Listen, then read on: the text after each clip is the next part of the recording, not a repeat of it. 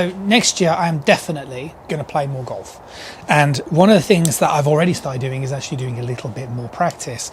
The conditions here are not very good. It's very wet, it's also very cold, but it's more the wet that holds us back. But I am starting to hit some shots down the driving range and starting to focus a little bit on the technique. And what I wanted to do inside this video is just talk about what it is that I'm trying to work on. And I think you'll kind of notice this is quite similar to what happens with a lot of professional golfers.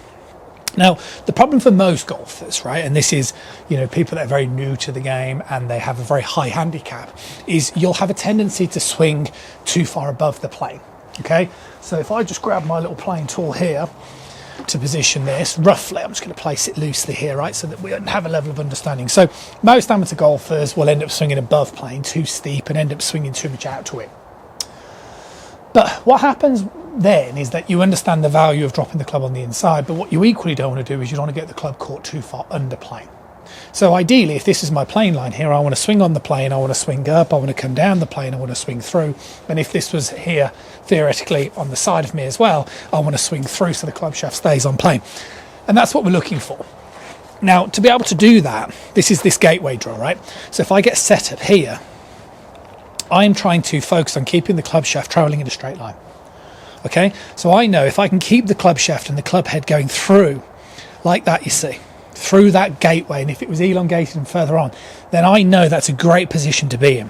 That's my checkpoint at the takeaway. But you can see as I get to that checkpoint in the takeaway position, see the way the club just travels nice and straight back to here. I then swing up to the top.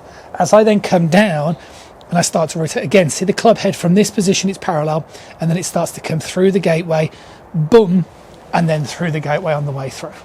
So in terms of what I'm always working on is that really, I just want to try and keep that club traveling in a straight a line as possible.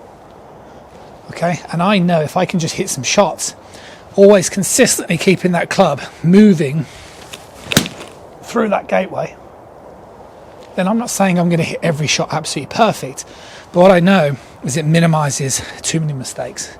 And this really is all I'm sort of working on. And if you're interested in learning a bit more about this, head over to the website restauratedgolf.com.